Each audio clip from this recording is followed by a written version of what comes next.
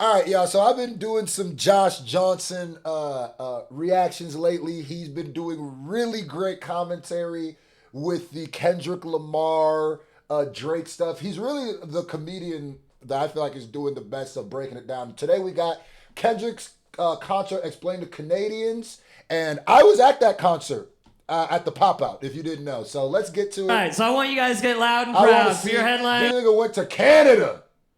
He might have went there to acting like a Shout out to the Canadians out there, huh? Josh Johnson! They might look at him like a Oh, you come here talk about, oh yeah, you moving oppie. Calm down. Don't let them cronies mix Sometimes up. you hear things that stick with you forever, right? Like one of the things that I heard in school was Shout out to Josh, man. it was one Newton's laws. It's an equal but opposite reaction. I right? love the way that he's and been coming it's up like a lately. law of physics, but it's also a law of people to a certain degree. I'm sorry, I don't mean to interrupt again, but what I really love is how much recognition he's been getting. I've been seeing him on the Daily Show and stuff like that. I also love that he's not just blowing up right now. Like, he's not just getting, but he's blowing up on his own channel, which is beautiful, right? Because if you go look at his clips, they're going crazy that he's uploading. So even as a YouTuber, you going crazy. Keep it up, man. Hopefully, I could bring more people to the channel. Except we don't agree on what equal is. Do you know what I mean? Like if somebody does you dirty and then you want revenge, whenever you feel satisfied, your friends, your family might look at you like you crazy. Like you like, oh, you didn't have to do all that, right? That. You know what I mean? Your friends and family might even tell you, hey, stop, you got him. You got him. I swear you got him, right? And you're like, no, it's not enough. Like, because you locked in, right? You locked into revenge. Maybe, look, also because of how the world works and because of how we're all entering and exiting each other's lives, sometimes you make somebody pay for the sins of other people. Sometimes they did you dirty, but his comedy style is very good too. You can tell he's somebody who's very confident in his comedy, in his stand-up. He will stay in the pocket and tell you a joke. Tell a story, set it up for 4 minutes for the punch comes, for the jokes, then he'll start rattling them off. He's more like a conversationalist, like more like an Ali Sadiq. He's not just like a, look at that. Those are comedians who are not confident in their comedy. And he's got like a real cerebral way of handling comedy that I like. He almost feels like a rapper in a way. They didn't do all of it. That's not their whole fault. Like you clearly bars. let out some demons on somebody else. You especially know you're doing it if you accidentally call them the wrong name. You know what I mean? Like you get your last day at work, you quitting. You quitting this job and they ain't done you dirty too many times and you're sick of it, right? And then at the last second, when you cursing your boss out and you telling him where he can shove it and you can tell him how he treated you and how he no longer has any power over you and you can tell him to go right to hell and then you accidentally say, Dad.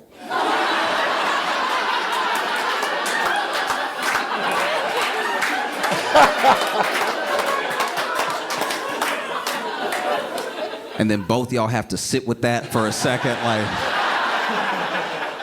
Now the exit interview is awkward, right? Because you were on a roll. You had that whole speech prepared. That dad thing came out of nowhere, right? It was okay. There was this one time when I was living in Chicago that I was near Wrigleyville. And Wrigleyville, if you don't know, that's where the Cubs play. And it's like the ratchet bar broy type part of Chicago, right? So there's a lot of fights for no reason. There's a lot. How close to Old Block is it? You know what I mean? A lot of like catcalling. There's just so much chaos happening, and it's all stuff that is like not. It doesn't faze you as much when you're like in your early 20s, right? You're just like, oh, I'm out where the party is. And I think if you go back there at like 30, you'll be like, ooh. Everyone here should call their mom. Everybody here. You know, but while I was out there, there was this guy that was walking and he was drunk. He had that like walking like a baby gazelle, nigga. Real fawnish the way he was.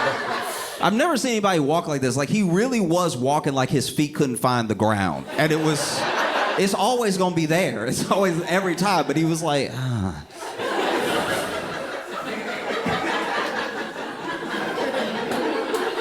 Nah, if you get to walking like a baby reindeer, you've had too much to drink. You've had too much to drink. Yeah, that's your liver fighting back, man.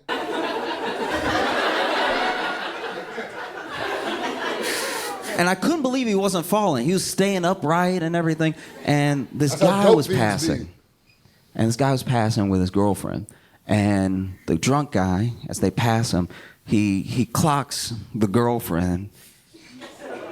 And he just casually, like, spins on a heel and slaps her ass, right? Seems like he was very, what's it called? What's the word I'm looking for? Cohesive is the word that'll work here, but in sync. It seemed like his body was very, in sync wasn't the word I was looking for either. God, you ever had that moment where you have the exact words on the tip of your tongue? Now I might sit here for 45 minutes because now I'm mad. Seems like it's not choreography. When all your body is moving in sync with each other. Damn it, I'm gonna remember it. And slaps her ass, right? Oh, but back to that. Yeah, What? so That's she crazy. notices.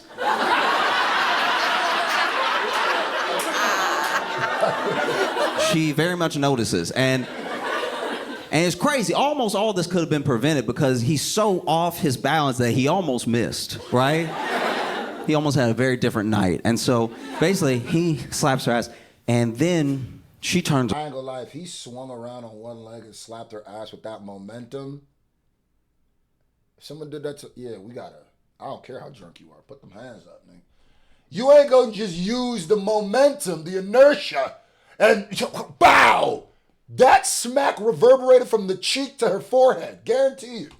Around, and then her boyfriend turns around. Now he is not withdrawn his hand fast enough for the boyfriend to not know what just happened, right? The nigga held it out, presented he turns it around, as tribute. and this guy is like, the drunk guy is bigger than the guy whose girlfriend just got her ass slapped. Means nothing. So even though that dude goes like toe to toe with him in the next moment, I was still worried about the little guy because the little guy was little, right? And even in his drunken state, he's still like aware enough to know he was big enough to be an asshole, right? Because instead of apologizing or anything like that, he's like, "What you gonna do, little man? What you gonna do?" Right? And he didn't say it like that. He was like, "What's he gonna do, little man? What you gonna do, little man? What you gonna do, little man? Huh? Ain't nobody. What you gonna do, little man?" Trip him, nigga, he'll fall. And little dude wasn't little for long. Because he popped that dude square in the mouth. There it is. And then big dude finally found the ground, right? And I had never seen this before in real life, but little dude didn't just fight him. He started doing actual wrestling moves on the street, right? That's a sick nigga. That's a sick nigga. This man, girlfriend Ben stepped out of the way, and this man goes...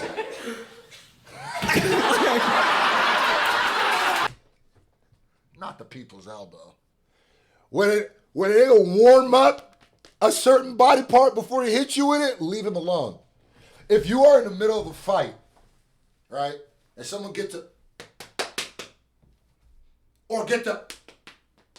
leave him alone. Nah, don't rev up. Don't rev up your body parts to hit me with. What's wrong with you, bro? Huh? That's a sick nigga, bro. He need help. This man went Like, this dude was going off, right? And it got to the point where even as a bystander, I was like, I think you got him. I think you got him. Because the big dude is not getting up at a certain point. He tried to get up the first time, and him trying to get up was hilarious because, okay, so let me see if I can do it. So he over here like this, right? So he on the ground. And then he tries to like, because he's so drunk, he doesn't know he on the ground, so he tries to walk up. I respect this joke because this joke took core strength. This nigga had to work this joke out in the gym. This nigga had to tell the joke while doing curls. Most people try their jokes out at different, little clubs and stuff. He has to go to Planet Fitness to get this one off. Pure core strength. This man tried to walk up while he was getting hit. He was getting hit in his face, and he was like, what is stopping me? It's crazy. What's happening? And then he really tries to like walk up, and then he finds the ground with his hand, and then he goes, "You gonna stop hitting me in my damn face?" And then when he said that, the dude uppercut him, and he went flat back down, right? And then the beating did turn a little bit too much into dancing, right? Like then the beating, because then he started to do stuff that was not even wrestling moves anymore. He was just like, pow.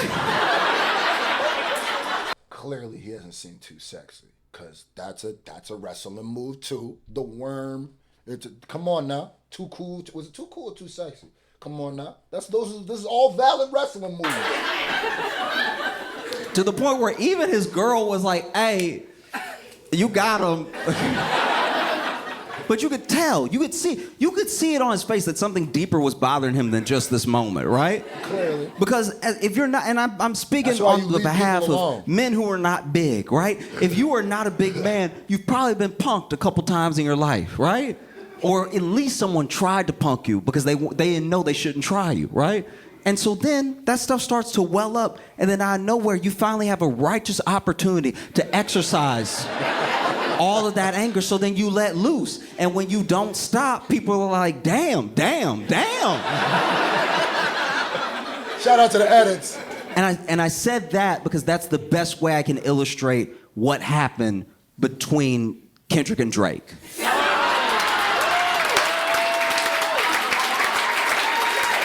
Nah, he set that up like a punch. He set that up like a battle rapper. Nah, the setup was mean, nigga. The punch was mean too, bruh. Huh? The way he spun that back around. Oh, nah, you cooked with that. You were chefing with that. Because Drake makes his little like club beats, and he does his little, and he's a good rapper. Don't get me wrong, he's a good rapper, but he makes his little like get drunk to this type songs, dance and everything.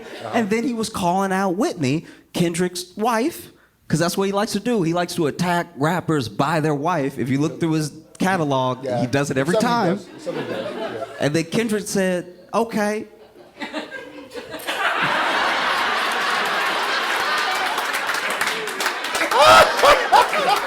I promise you, nothing but sweet chin music. I'm ready. And I never passed the ox. Bro, he said that, you good. Nah, you good, Josh. Nah, Joshua, you good. All right? You good. Because the way you said I think that, in order to understand, I really don't think people get it. In order to understand how important and powerful that pop-out concert was, I was there. You have to understand Nipsey Hussle.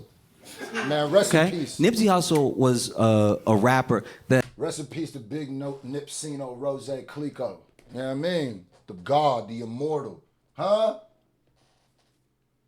Nah, let me not start getting emotional. Rest in peace to Nip, bro. That a lot of people, at least as many people as I think should know, don't know. But what is one of the most important things about Nipsey Hussle, and what he would probably want you to know about him and remember about him, besides the fact that he was a phenomenal artist, is that he spent his time, his money, his attention, and all of his intention in improving the lives of the people that grew up around him, improving his community.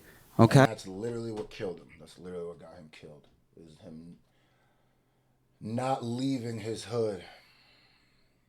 And you gotta know that there's evil, disgusting Baphomets that reside around there. That's their only job is to extinguish light. You know what I mean? Their only job. No, they're gonna let Zimmerman walk free. Zimmerman could have walked by a shitty cuz all day, no problem, man. They're gonna go for the Nipseys, the nigga who gonna make them. I don't even want to make this that, but okay. Okay? This dude. Rest in peace, man. One of my favorite, bro. This dude would pay for shoes for kids in elementary school that didn't have them. He would get repaved basketball courts that were in disarray, right? He would pay and help raise funds for funerals of victims and their families of gun violence, right? This is all right? In his neighborhood. So the same way that people come up, he tried to bring everybody with him. That was his mission. He made it his mission because yes, he was a great artist and he was getting on and everything. But you just getting out is not enough, right? Sometimes people make it out. Nipsey Hussle's immortal because through all of the people who are even if you don't know about the marathon continue, you don't know about Nipsey. If you grinding, if you hustling, if you trying to get it yourself, if you DIY, if you doing it, then you are a child under the Proud to Pay banner, under the Nipsey Hussle. Then you got something from Nip too, man. Rest in peace to Nip, bro. One of the greatest of all time. And then people don't. I'm getting emotional. How do I put this? I've been mad, nigga. It's not enough if you just Shout make it out. Shout out to Josh, bro. Emotional. You want to bring people with you. Imagine you're in a burning building, and so is your whole family. What credit is it to you? What does it really say about you if just you make it out? It means you ran out.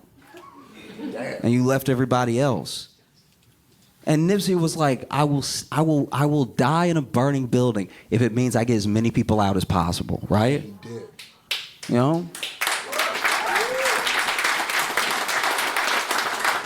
Because it's very easy. It's one of the easiest things to do because all of your experience is relative to you, right? So you actually, as much as we may look down on it, you can't always fault someone who forgets where they came from. Especially if you... Nah, Josh, you the GOAT, man. I'm sitting here. You just took me through. I don't even know what to feel right now, nigga. You done took me through it. Damn, nigga, I done laughed. I'm getting emotional, nigga. Nah. This nigga's a stand-up comedian, low-key. Yeah, right, nigga. This Quentin Tarantino right here. Yeah, nah, nigga, you making a movie right now. If you came from a bad place, sometimes you try to forget where you came from. You know? I used to think about that. I was like, damn, if I get rich enough, ooh, I won't be able to find this place on Google Maps. You know? But I mean it. It's like that's an amazing thing. And the other amazing thing, and I don't want this to come off the wrong way, but Nipsey did so much good. He did so many impactful things. He started so many programs and he taught how to give back and he taught people while he was still alive. It's like I want to instruct the whole Proud to Pay movement I got that from Nipsey. Black Americans on how to build franchises for themselves, right? So that when we make the money, we'll know what to do with the money, right? Buy me a and he did all this today or something with what I would consider very little money. Because yes, he was a big artist, and yes, he was a millionaire. But when he passed, when he was murdered, his net worth was about $8 million. And I think that people don't recognize how low that is in the grand scheme of how rich some of these artists are. We have artists that are billionaires, right? We have artists that are on track to be billionaires. And they don't do what he did with so much, with literally a fraction of what they had, right? Facts. And so I think it's important, in order to understand that pop-out concert, it's important to understand Nipsey and what he stood for and what he was... They did a Nipsey tribute at the pop-out concert too. ...trying to do. It's also important to at least understand the image and the legacy of Kobe. Because Kobe was also this integral part of L.A. Oh, nigga, you just trying to make me goddamn an emotional mess right now, nigga. God damn, bro. integral part of sport, right? And no matter what you think about the man himself, what he did in basketball, the passion that he had, his obsession with his passion is exactly what he wanted to impart on people for whatever it is that they do. Whatever it is you do. It doesn't have to be entertainment. It doesn't have to be a sport. It could just be the passion you have for being a father, right? If your obsession is being the best at whatever your passion is, you will make an impact, right? It's why to this day, and when I was little, if I have a ball of paper and a trash can is far enough away. Kobe. And if I make it, I lose my mind. You know? And so it's also important, no matter what you think of the man himself. Kendrick is someone that both of these individuals showed love to. And he's someone that has an obsession for his passion, which is music. And he's also someone that through his music, and at least in the intention of how he speaks in every interview and in everything that I've read about him, wants to give the same way that Nipsey gave, right? And sort of be a beacon for those same principles. So then we have something like the Pop-Out concert, which is on Juneteenth, which is a liberation day for black people, right? And then they all come together. And when I say they, I mean every section, every known and probably unknown section of LA's gang members were in one place at the same time. That's crazy. They were all there.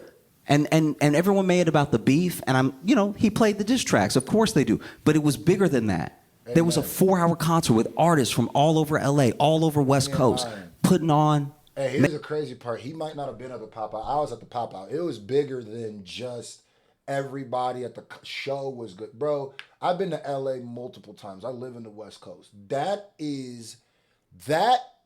day or those couple days, and then after when he shot his video, was the most peaceful I've ever felt in LA. There's a certain way you gotta move when you go to LA, and you know that right away when you start going to LA. They'll teach you if people care about you. There's a certain way. I swear for God, I've been going to LA and California in general since probably like 2014, 13, around there, maybe 14, 15. I've been going to LA for that on and off. The energy in California was different. It just felt like the most important color was black. Wasn't about the rags. Wasn't about it was Juneteenth. It was about the love, bro.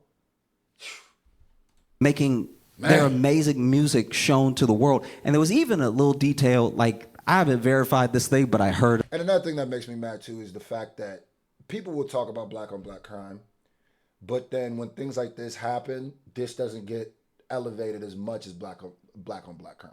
Like if it wouldn't have been Kendrick, niggas wouldn't be talking about this. And the next time people want to talk about black on black crime, it'll be, and something happens in the black community, it'll be all over the news, the biggest, And I feel like this, you're not gonna see this, you know what I mean, being talked about, the fact that there was no problems happening. About it, and that's why I love. I know of someone that, at least I think it happened to, where the concert tickets sold so fast that I guess they were checking zip codes. And if you didn't like live in or around LA or the West Coast, they were refunding people so that people in LA could go to the concert, right? That's a beautiful story. It's not true, but it's a beautiful story. I'm not from LA either. They weren't doing that. Well, I didn't see it, and I was there for the whole concert. But I guess I wasn't going and checking. But there wasn't even really it was such a beautiful, peaceful night. Security wasn't even really crazy like that. Matter of fact, I heard more people getting into the show that didn't have tickets because there was just so much love in there. I heard of that more. No. But it was an LA celebration. That Kendrick gives, at least to me, the thing that Nipsey gave, at least to me, and the thing that Kobe gives to a certain degree, is an appreciation and a strengthening of community. Community is very important. And just because you're not a member of a particular community doesn't mean you can't help, doesn't mean you can't feel a part of it. Facts. But if you're in a community, it's important to give back. I think that's the thing I'm trying to establish, right? Is that if you're a part of a community, it's important to give this back. This doesn't feel like stand-up right? anymore. This feels Which like is a why, speech. outside of any colorism, outside of Oh, he gets it. outside of any like part of the beat. Niggas keep saying that Kendrick was making fun of Drake because he's mixed. It's colorism because he's light-skinned. It's like, oh, you fundamentally didn't understand what was going on. Damn. So how you gonna miss the point where he said he called Adonis a black man, but he didn't call Drake a black man? But Adonis is literally like a fraction black? He's less black than Drake. Niggas don't. All the people who said this was colorism didn't say nothing about that. But The y'all don't thing get that it. bothered people, and the thing that I think gets missed because people want to be fans in whole of a person and their work, and that's just not possible. You know what I mean? Like it's not. You don't actually know the person, so maybe they made a good thing, and maybe you like it, and that can be enough, right? Yep. So this isn't to discredit the entirety of someone making work and then also having to back up that work with being an angel. But I think what bothers people is that community is sometimes equal to culture. So if you're not a member of a community and you take from the community, let's say you're a business that moves in and all you do is sit there and let the people spend money, and then you send that money away from the people who spent the money that you put that. Facts. What place do you have here? We're trying to build something, we're trying to build up. And you're just taking, right? And I understand business is business, but you're just taking. This is the best breakdown of this I've heard. And I think that's what bothers a lot of artists about Drake.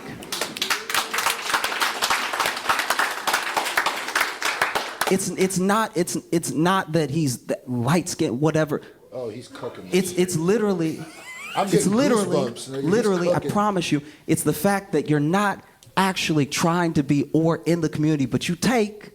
Nigga, you should have popped out at the pop-up and had a nice little 30-minute set. They should have gave him a 30-minute set. You feel me? And what do you give? You're a billionaire unto yourself. Who else did you get out the house? Preach. Because Nipsey. It should feel like a Baptist church. I'm getting emotional again. Nipsey did so much, and he did it, and he left with a net worth of $8 million. How many hundreds of millions? How many hundreds of millions does Drake have? And I'm not telling anybody how to spend their money. I'm just saying that when we look at who's doing what and when they're doing it, and, you got a lot left. So when you have a concert like that, right? When you have a concert that's a day of liberation and you've grabbed all of these different sections out of LA, like you gotta understand what it is for some of these people to be in the same room. By any other metric of any other time, they would be in the streets killing each other. Preach. And now they're all inside in one place right now, right? So I think that's what got so many people so emotional about that moment when they were all on stage together dancing. Oh, nigga. Dancing together, dancing the way, and I understand that there are lots of black people who don't have the take that I have about it, that think that any mention or any semblance of gang culture shouldn't be equated to any part of blackness, and I understand that, but I'm saying we are where we are, right? Those are black people, and yes, they've been in situations and they've been in conditions where they are gang members, but if you have a day like the pop-out concert, and you have another day like the pop-out concert, you have another day like the pop-out concert, all of a sudden, all this stuff, it just disintegrates. Do you know what I mean? It's all about a future, right? Nah, this nigga the GOAT! You had more gang members than any of, we do not know how many gang members were on that stage. But they were all dancing together. And sure, it was to call Drake a pedophile. I understand that. I understand. Hey, we came together for something. You know what I mean? But they had to dance to something, right? And so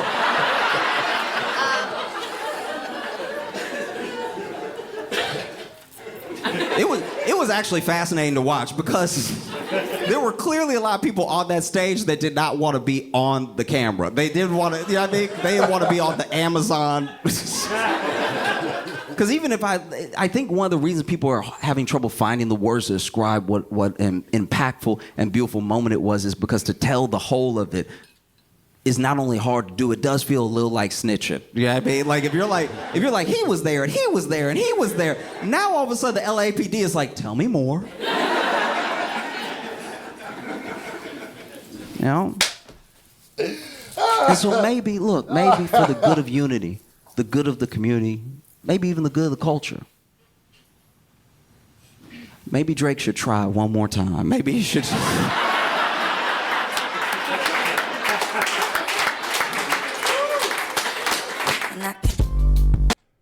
I don't know if I swear to you, that's one of the greatest stand-up things I've ever seen, bro.